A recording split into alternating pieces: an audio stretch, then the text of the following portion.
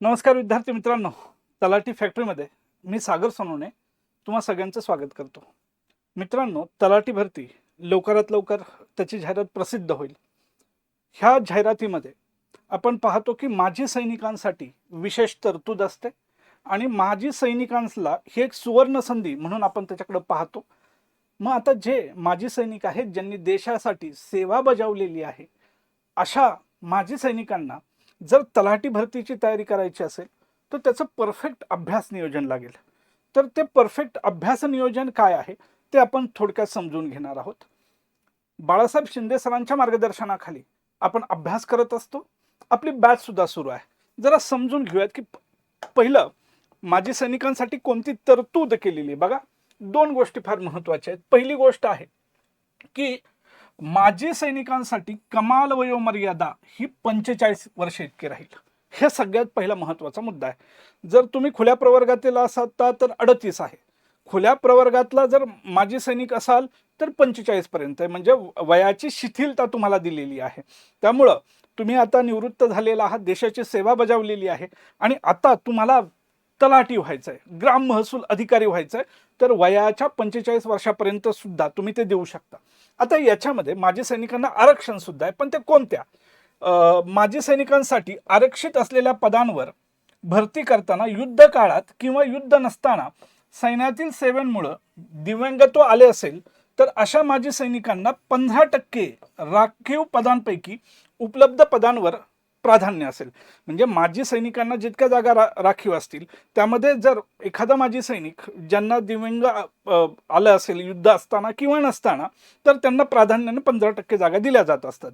म्हणजे की आपल्याला चांगली व्यवस्थित तरतूद केलेली आहे. मग आता आपण आपलं अभ्यासाचं नियोजन बनवत असताना ते परफेक्ट कसं असावं याच्यावर आपल्याला चर्चा करायची, जेणेकरून तुम्ही तलाठी होऊ शकाल, तुम्हाला पुन्हा देशाच्या सेवेमध्ये येण्याची संधी मिळेल.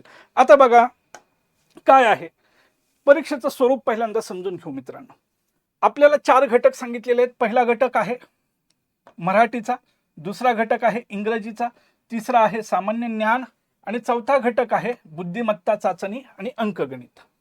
मराठीवर प्रश्न विचारले जात आहेत 25, इंग्रजीवर प्रश्न 25 आहेत, सामान्य ज्ञान याच्यावर 25 प्रश्न आहेत, बौद्धिक चाचणी यावर काय आहेत 25 प्रश्न आहेत.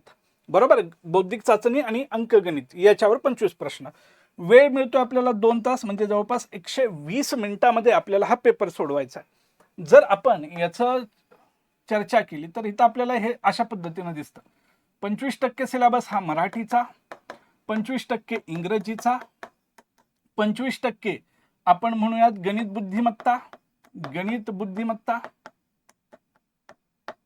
बुद्धिमत्ता, आणि 25% जीएस जीकेचा आहे. ठीक आहे. मग आपल्याला आपल्या अभ्यासाचं नियोजन सुद्धा त्याच पद्धतीने करावं लागेल. तुम्हाला आता हे अभ्यासाचं नियोजन आपण समजून घेत असताना, परफेक्ट नियोजन आपण पाहत असताना एक महत्वाची गोष्ट तुम्हाला सांगतो. तलाठी फॅक्टरीच्या माध्यमातून तलाठी भरतीसाठी आपली मिशन तलाठी बॅच ऑलरेडी सुरू झालेली आहे, ज्याच्यामध्ये बाळासाहेब शिंदे सर यांच्या मार्गदर्शनाखाली आपण शिकत असतो. जवळपास 50% सिलेबस हा जो 50% सिलेबस जो आपण म्हणतो जो मराठीचा आहे, मराठी आणि इंग्रजी याचा बाळासाहेब शिंदे सरच करून घेत असतात. लेक्चर तुम्ही मोबाईलमध्ये सुद्धा पाहू शकता. तुमच्या अभ्यासाला ही योग्य दिशा देणारी बॅच आहे. PYQचे सेशन सुद्धा तुम्हाला याच्यामध्ये उपलब्ध आहेत. जास्तीत जास्त सराव प्रश्न सुद्धा यामध्ये आहेत. त्यामुळे बॅच नक्की जॉईन करा. आणि सगळ्यात महत्त्वाचं, तलाठी ठोकळा हा आम्ही तुम्हाला या बॅचमध्ये त्याच फीमध्ये तुम्हाला घरपोच देणार आहोत. म्हणजे तुम्हाला वेगळं पुस्तक घ्यायची गरज नाही. जवळपास 1000 पानाचं पुस्तक तुम्हाला घरपोच मिळणार आहे. त्यामुळे एका बाजूला शिकवून होईल, ते लाईव्ह सुद्धा आहे, रेकॉर्डेड सुद्धा आहे. म्हणजे जर तुमचं काही कारणामुळे एखाद्या दिवस तुम्ही लेक्चर पाहू नाही शकला तर ते रेकॉर्डेड स्वरूपात तुम्हाला मिळेल. वर्षभर तुम्ही कितीही वेळा तो लेक्चर काय करू शकता, पाहू शकता. हे तुम्हाला लक्षात असू द्यात मित्रांनो. बरोबर, बाळासाहेब शिंदे सर स्वतः शिकवणार आहेत. आता आपल्याला जरा ह्याच्या अभ्यास नियोजनाबद्दल बोलू. जर तुम्हाला तलाठी व्हायचं असेल तर किमान किती तास अभ्यास केला पाहिजे, तर मी तुम्हाला सांगतो किमान 8 तास अभ्यास केला पाहिजे. 8 तास अभ्यास हा झालाच पाहिजे मित्रांनो. 8 तास अभ्यास होत नसेल तर तुम्ही तलाठी होण्याचं जे तुमचं स्वप्न आहे ते पूर्ण होणार नाही, हे मी तुम्हाला आत्ता क्लिअर सांगतो. मग आता ह्या 8 तासाचं नियोजन आपण कसं करूयात बघा. मी ह्या 8 तासाला 4 वेगवेगळ्या भागामध्ये डिवाइड करील. 4 वेगवेगळे भाग. एक मराठीचा, दुसरा इंग्रजीचा, तिसरा गणित बुद्धिमत्ता. बघा पहिलं लिहिलेलं मी मराठी, इंग्रजी, गणित बुद्धिमत्ता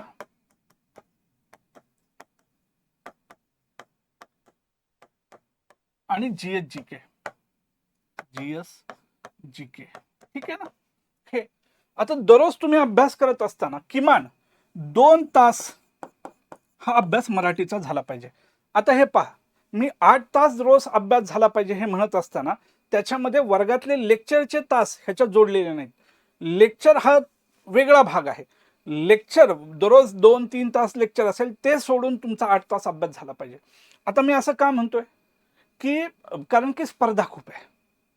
माजी सैनिक असतील तरी सुद्धा स्पर्धा जास्त आहे.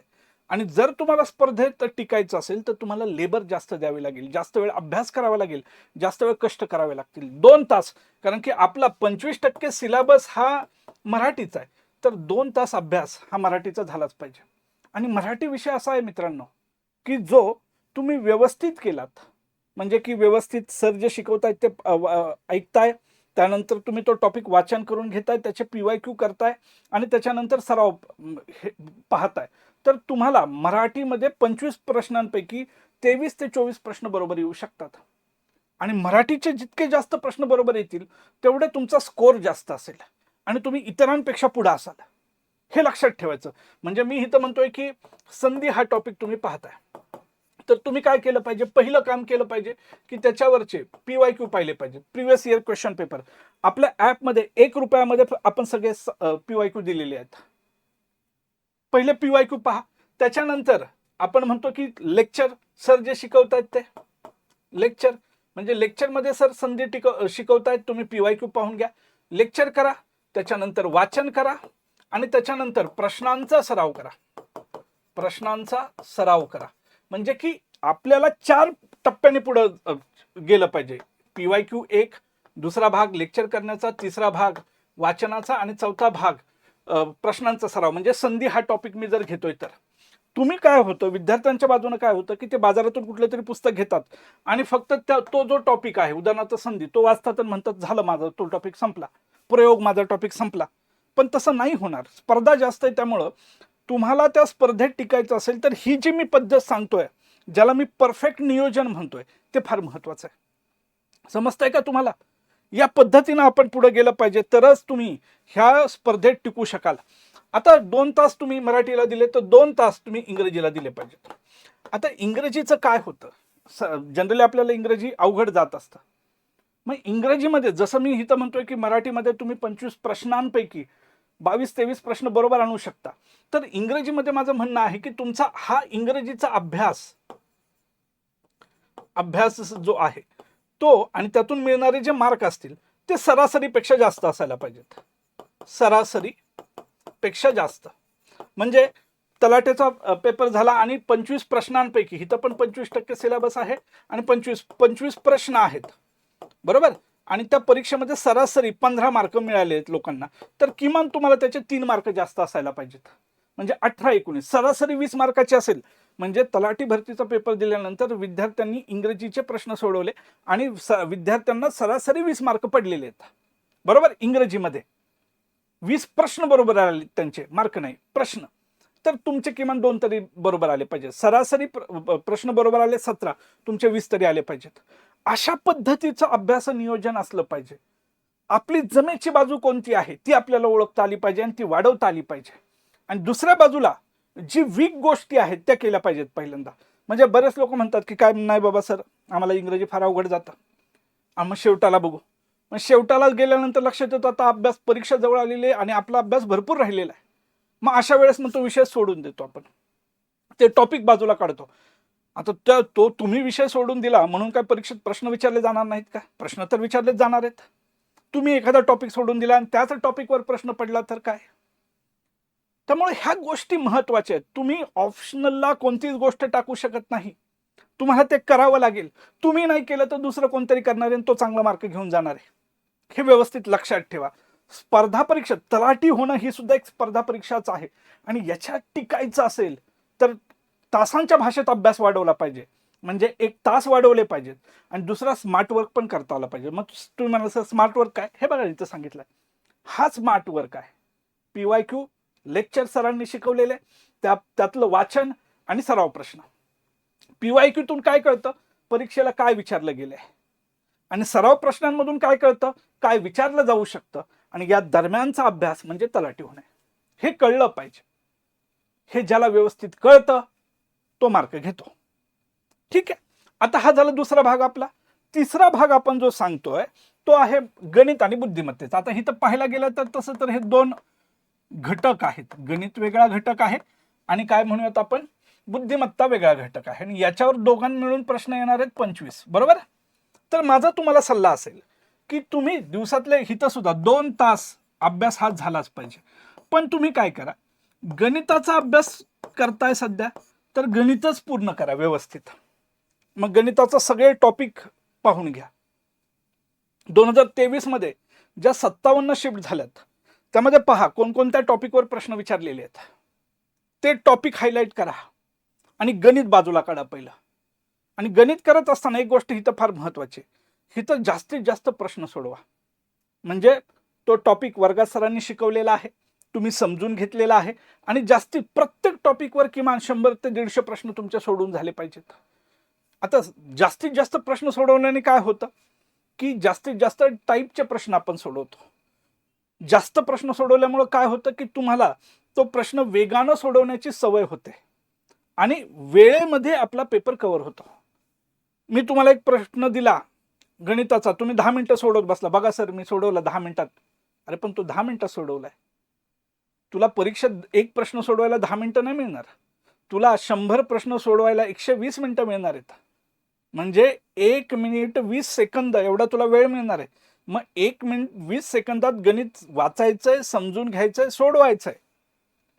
तर त्याच्यासाठी ते वेगवान पद्धतीनं होणं गरजेचं आहे ना. मग ते वेगवान पद्धतीनं होणं गरजेचं आहे तर त्याच्यासाठी तेवढे प्रश्न सोडवले गेले पाहिजेत. पेपर झाल्यानंतर हो बरेच लोक येतात बघा, पेपर ज्यांनी पेपर दिलेला नसतो ते नंतर बघू पेपर कसा, अरे हे सोपं आहे ते सोपं आहे. त्यांना काय ते दिलेलं नाही पेपर, त्यांना ते सोपंच वाटणार. त्या परीक्षेचं परीक्षा त्यांनी पाहिलेलं नसतंय. नंतर हे बघ मी सोडून दाखवलं. अरे पण तू 5 मिनिटात सोडवलंय, काय उपयोग आहे त्या 5 मिनिटात सोडवण्याचा. त्यामुळं त्या पद्धतीनं आपण गेलं पाहिजे. अभ्यासाच्या वेगवेगळ्या पद्धती शोधल्या पाहिजेत आपल्याला. ठीक आहे ना. मग आता गणिताचा अभ्यास करताय तर गणित पूर्ण करून घ्या आणि गणित झाल्यानंतर बुद्धिमत्ता या. बुद्धिमत्ता आणि बुद्धिमत्तेला सुद्धा तीच स्ट्रॅटेजी जी गणिताला वापरलेली होती. गणिताच्या तुलनेत बुद्धिमत्ता ही सोपी असते आणि त्यामध्ये आपण म्हणतो रिझनिंगवर प्रश्न आहेत, व्हर्बल आणि नॉन व्हर्बल आहे. तर ते आपल्याला व्यवस्थित करता आलं पाहिजे. सिटिंग अरेंजमेंटवर प्रश्न विचारले जातात, नातेसंबंधांवर प्रश्न विचारले जातात, संख्या मालेवर प्रश्न विचारले जातात. ते व्यवस्थित करायचं. त्याच्यासाठी मी म्हणतो की 2023 आपल्या बॅचचं स्वरूपच तसं आहे की ज्यामध्ये आपण PYQ टू सराव या पद्धतीनंच विद्यार्थ्याला पुढे घेऊन जात असतो. तशा पद्धतीनं आपण काम करत असतो मित्रांनो. ठीक आहे. चला पुढे आता GH-GK मध्ये काय आहे. आता इथं जसं मराठी म्हणलं तर फक्त मराठी आहे, इंग्रजी म्हणलं तर इंग्रजी आहे. आणि इथं गणित आणि बुद्धिमत्ता असे 2 भाग आहेत. परंतु GH-GK मध्ये आपल्याला हिस्ट्री सुद्धा आहे, पॉलिटी म्हणजे राज्यघटना सुद्धा आहे, जॉग्राफी सुद्धा आहे, इकॉनॉमिक्स सुद्धा आहे, करंट सुद्धा आहे. बरोबर. आणि आपण म्हणूयात की जनरल सायन्स सुद्धा आहे. सायन्स म्हणजे 25 प्रश्न इथे येणार आहेत. 25% सिलेबस आहे आणि 25 प्रश्न येणार आहेत. ठीक आहे ना. हे 25 प्रश्न कोणत्या घटकांवर येणार आहेत? ह्या 6 घटकांवर येणार आहेत. इतिहास, पॉलिटी, जॉग्राफी, इकॉनॉमिक्स, करंटवर चालू घडामोडीवर एखादा प्रश्न विचारला जाऊ शकतो. तर तुम्ही इतिहासाचा तुम्ही म्हणाल की सर एका दिवशी हे सगळे विषय कसं शक्य होणार. त्यामुळे तुम्हाला एक एक विषय करावा लागेल. इतिहासाचा अभ्यास करताय तर आधुनिक भारत आणि महाराष्ट्रावर प्रश्न विचारले जातात. समाज सुधारकांवर प्रश्न विचारले जातात. वेगवेगळ्या संस्था, आता मी कालच एक प्रश्न पाहिला की प्रार्थना समाजाची स्थापना कुठल्या शहरात झाली, हा प्रश्न विचारलेला होता. आर्य समाजाची स्थापना कोणत्या वर्षी झालेली आहे, सत्यशोधक समाजाची स्थापना कोणत्या वर्षी झालेली आहे. जीएसचे प्रश्न तुलनेनं सोपे आहेत, परंतु त्याला वाचन असायला पाहिजे. भारतीय राज्यघटना, ज्याला मी पॉलिटी म्हणलं, याच्यावर मूलभूत हक्कांवर प्रश्न विचारलेले आहेत, मूलभूत कर्तव्यांवर प्रश्न विचारलेले आहेत. 42वी घटना दुरुस्ती, 44वी घटना दुरुस्ती, 73वी घटना दुरुस्ती, 74वी घटना दुरुस्ती, डॉक्टर बाबासाहेब आंबेडकर, राजश्री शाहू महाराज, महात्मा ज्योतिबा फुले, सावित्रीबाई फुले, पंडिता रमाबाई, यांवर प्रश्न सुद्धा आपल्याला विचारलेले मोठ्या प्रमाणात दिसतात. त्यामुळे ते घटक आपण केले पाहिजेत. जॉग्राफीचं, महाराष्ट्राची रिव्हर सिस्टीम, नदी प्रणालीवर प्रश्न आहेत, महाराष्ट्राच्या सह्याद्रीच्या पर्वतरांगेवर प्रश्न आहेत, सातपुडावर प्रश्न आहेत, नर्मदेवर प्रश्न आहे, गोदावरीवर प्रश्न आहे, गोदावरीच्या उपनद्या कोणत्या त्यांवर प्रश्न आहेत, कृष्णाच्या उपनद्या कोणत्या यांवर प्रश्न विचारलेले आहेत. ते व्यवस्थित केलं पाहिजे. तसंच भारताची सुद्धा रिव्हर सिस्टीम पाहिली, यमुनेवर प्रश्न विचारलेले आहेत, गंगेवर प्रश्न विचारले, ब्रह्मपुत्राची उपनदी कोणती आहे हा एक प्रश्न विचारलेला होता, निरगिली पर्वतावर प्रश्न विचारलेले आहेत. त्यामुळं ते पाहिलं पाहिजे, त्या पद्धतीनं आपला अभ्यास नियोजन झालं पाहिजे, आणि ते जर झालं तर यश हमखास तुम्हाला मिळेल मित्रांनो. करंटचं तर 1 वर्षाचं करंट तुम्हाला करायचं आहे. 2025 मध्ये जे जे राजकीय, सामाजिक, क्रीडाविषयक ज्या घडामोडी असतील, जे पुरस्कार दिले गेलेले असतील, यांवर प्रश्न विचारलेले दिसतात आपल्याला. या पद्धतीनं आपण पुढे गेलं तर तुम्हाला नक्कीच फायदा. तुम्ही म्हणाल सर आम्ही सैनिक म्हणून काम केलेले, देशाची सेवा बजावलेली आहे, आम्ही अभ्यासापासून काही काळ दूर राहिलेले, हे तर तथ्य आहे, हे कोणीच नाकारू शकत नाही. पण आता जर तुम्ही ठरवलेला आहात की अभ्यास करायचा, तलाठी व्हायचं, तर तुम्ही होऊ शकाल, मेहनत घेतली तर. आणि तुमच्यासारखी मेहनत बाकीच्या लोकांना नाही घेत आहेत. तुम्ही तर सीमेवर उभे राहिलेले आहेत, तुम्ही बर्फामध्ये उभे राहिलेले आहेत, तुम्ही खूप सारी दररोज मेहनत केलेली आहे, ग्राउंडवर घाम गाळलेला आहे. तशाच पद्धतीचा अभ्यास आता आपल्याला फक्त पुढे करायचा आहे. तो जर केला तर नक्की फायदा होईल मित्रांनो. त्याचबरोबर आता बघा, आपल्याजवळ जसं मी बॅच बद्दल म्हणलं, त्याचबरोबर ह्या आपली 2 पुस्तकं आहेत. एक तलाठी भरती, ह्या 2023च्या प्रश्नसंच आहे, आणि हा फक्त केवळ 1 रुपयात आपण तुम्हाला उपलब्ध करून देतो, जो आपल्या ॲपवर आहे. Talathi factory by Balasaheb Shinde digital book आहे, तुम्हाला 1 रुपयात मिळेल, ज्याच्यामध्ये इंग्रजी व्याकरण, मराठी व्याकरण, बुद्धिमत्ता चाचणी आणि सामान्य ज्ञान याचे कोणकोणते प्रश्न विचारलेले ते आहे. आणि दुसरं जे TCS पॅटर्नचे जवळपास 5000 प्रश्न सरावासाठी सुद्धा आहेत, म्हणजे MCQ सुद्धा आहे आणि सरावासाठी प्रश्न सुद्धा आहेत. हे फार महत्वाचं आहे.